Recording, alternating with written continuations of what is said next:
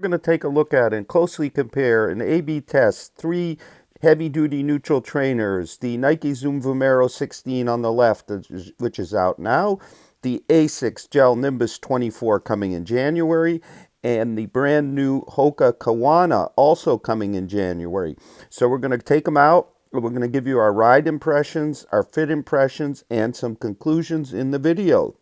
But first, some details on each of the shoes before we take them out for their runs. So the GEL-Nimbus 24 is 286 grams, 10.12 ounces.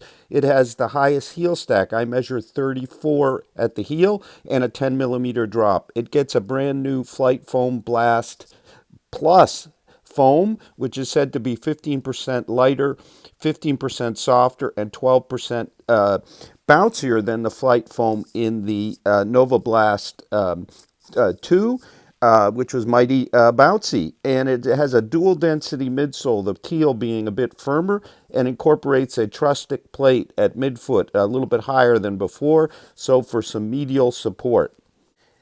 The Hoka Kawana coming in January, 289 grams, 10.19 ounces, so a teeny bit heavier than some of the others here. It has a 30 millimeter heel, 25 millimeter forefoot, so it has the most forefoot stack here. Of course, it incorporates Hoka's Swallowtail, which we'll see how that performs during the A/B test. So the Nike Zoom Vomero 16, which is out now and $150, it has a 30 millimeter heel, 10 millimeter drop. It has a dual density midsole, if you will, with an outer cage of EVA and an inner cage of Zoom X. It is the lightest shoe here at 284 grams, 10.04 ounces, and is $150. So now I'm going to take them out for A/B tests, matching them up against each other, and talk about the ride and the fit. Each run was about 1.25 miles, and the pace was about 9:50 per mile, so my easier daily training pace, which is kind of the suitable pace for each of these shoes. Let's talk fit between the Vomero and the Kawana. The Kawana clearly has a more rounded toe box with a little bit higher volume, I think, while the Vomero is a bit wider. As you can see, its laces seem to end quicker, so it's not quite as secure at the midfoot despite its panel, and its gusset kind of lining connected to tongue as our Kawana, but it's a more kind of easygoing fit, although plenty secure enough. The other thing is the tongue of the Vomero is very puffy. Here we got a little bit firmer tongue. Now we move to the heels. I do feel some significant differences. We've got kind of the elf thing that Nike used to do. It's a more secure kind of, not quite as plush hold, but very, very secure midfoot to heel. Whereas our Nike, with all that extra plushy stuff, is kind of more comfortable, not quite as locked down, but still plenty good. So now let's talk a bit about the comparative ride. So when I reviewed the Vomero, which ended up being my long run of the year, I remarked that it combined a relatively soft ride with kind of a snappier, flexible, thinner, because there's not as much stack here, forefoot. Let me see if I can flex them. You can see, with the outsole playing a big role in providing kind of the snap. Well, our Hoka has a lower drop and much more forefoot cushioning, 5 millimeters more at 25 versus 20 for the Nike. Much more of a pronounced rocker effect, a smoother rocker. I also notice definitely more cushioning in the forefoot. It's not the kind of snappy pick up and go you can do here, but it's smoother feeling, definitely. And then the heels, we have here our Swallowtail, and over on the Nike, we have sort of a protruding element. You can see how far the Swallowtail protrudes on the Hoka on the lateral side. That provides kind of a landing platform, kind of a lever forward that's noticed. So the heel it kind of initiates the rocker action very effectively. While over on our Nike, we pretty much have the same geometry on both sides. A little different, a little more bowed out, and I guess stability oriented on the medial side. But this is a more kind of classic feel. Very nice landing, both very, very stable at the heel. Although the Kawana seems to have a bit more kick off the heel and a more rebound to its midsole. So for kind of faster paced stuff, long runs with lots of plush over here, but I'm kind of liking the Kawana. It's kind of more overall smoothness and also its upper hold, as I said. So it's a close competition. So in terms of midsoles, while it says Zoom X on the outside, we have a central core of Zoom X with a firmer outer kind of carrier.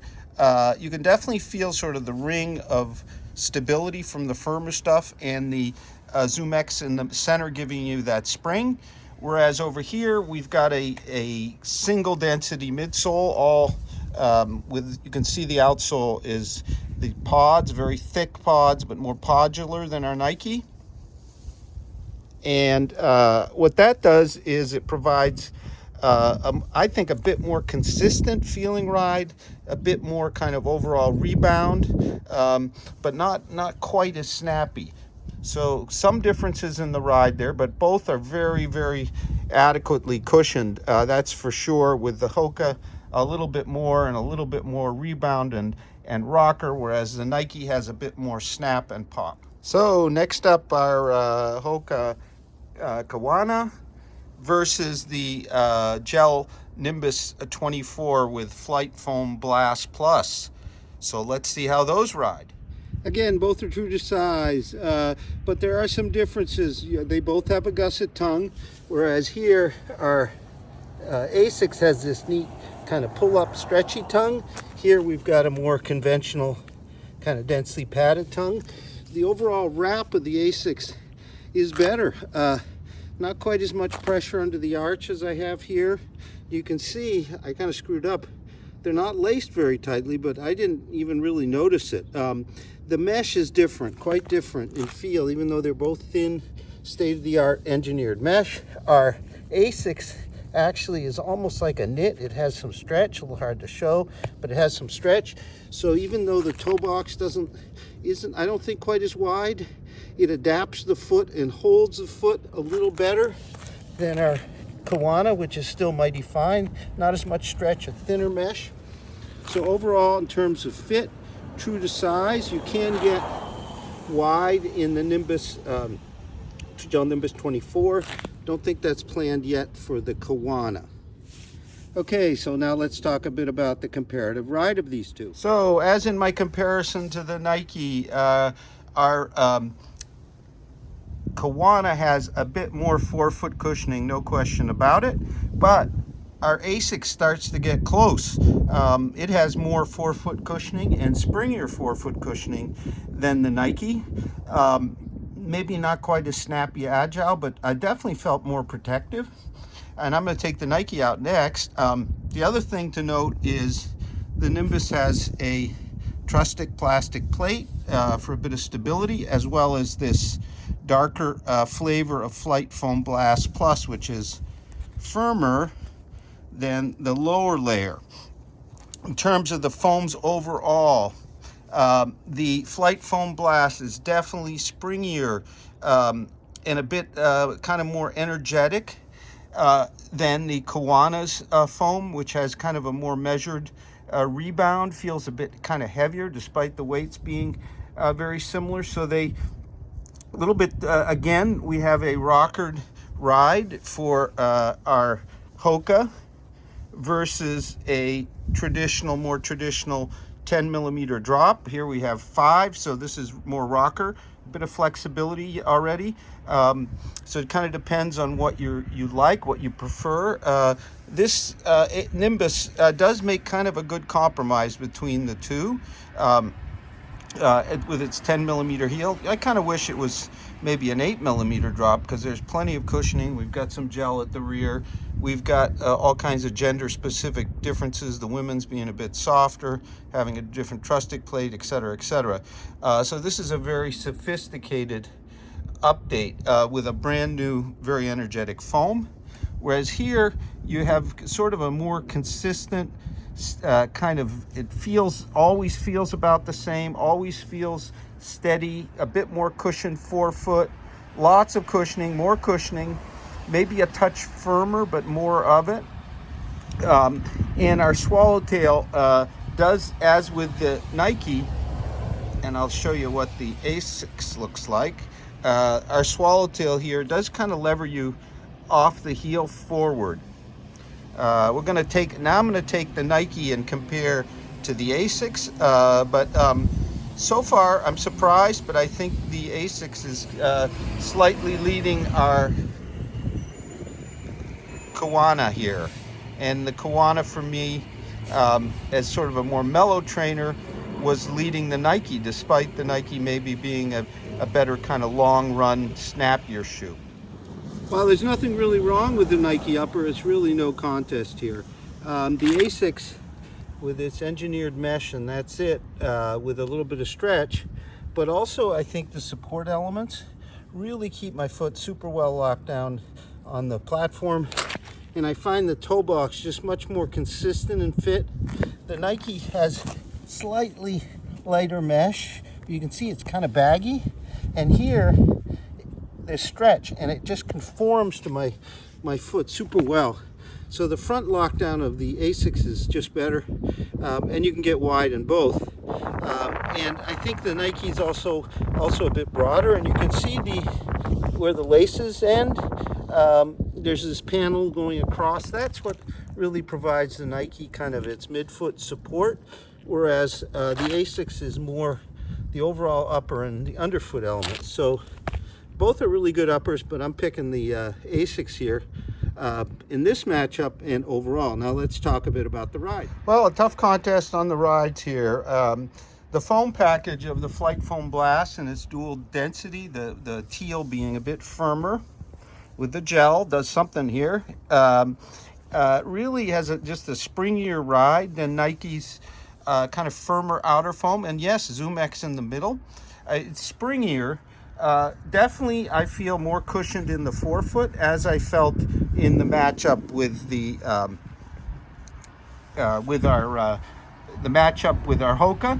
However, our Nike is more flexible. It doesn't have any midfoot plates as our ASICS does, and that just leads it to have more kind of a drop-in feel. They both are, high drop, 9-10 millimeters, but with the Nike, you really feel yourself driving forward and towing off, which gives you kind of the snappier overall ride.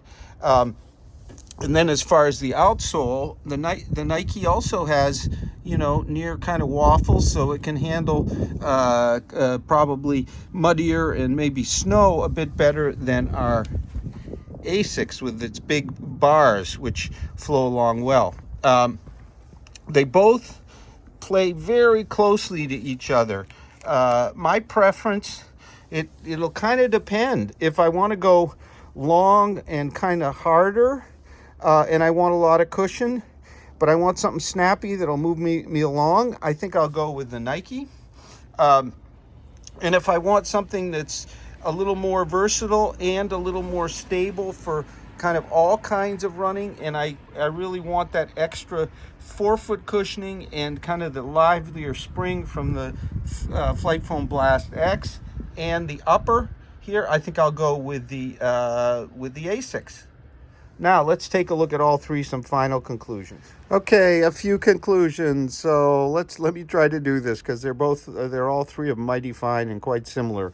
So our Hoka Kawana, I'm going to say, is your choice if you want the most forefoot cushion, you want a denser, very stable ride with a bit of rebound, and out of the box, although you can get wides in both of the others, you want the roomiest toe box. I would go with the ASICS GEL-Nimbus 24 as kind of the best all-arounder of the three. It has the most exciting foam package in the Flight Foam Blast Plus, springy, and 15% lighter, 15% softer, 12% bouncer than regular Blast, and that is felt. However, it's somewhat masked by its stability elements of slightly firmer flight foam Blast here, and the Trustic element, which also makes it the best choice of the three if you need a touch of stability, want to get away from kind of pure stability shoes. I think there's plenty here. In that sort of vein, the next one I would pick for a touch of stability would be the Hoka. It has no stability elements whatsoever, but it's super broad on the ground platform, and it's denser and rebounding foam will really, I think, keep you nice and stable.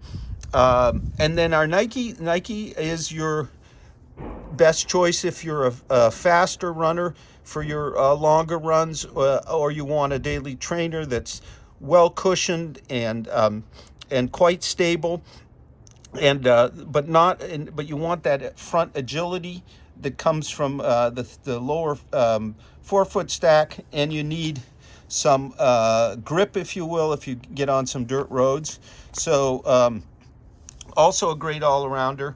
Not as plush as the other three in all respects, but all three of them are excellent choices, and it really depends on what you're looking for. We have written reviews of all three, or soon will. If you have any questions about them, please do not hesitate to comment in the here on the video. We hope you've enjoyed the video, and if you like our channel, please consider subscribing.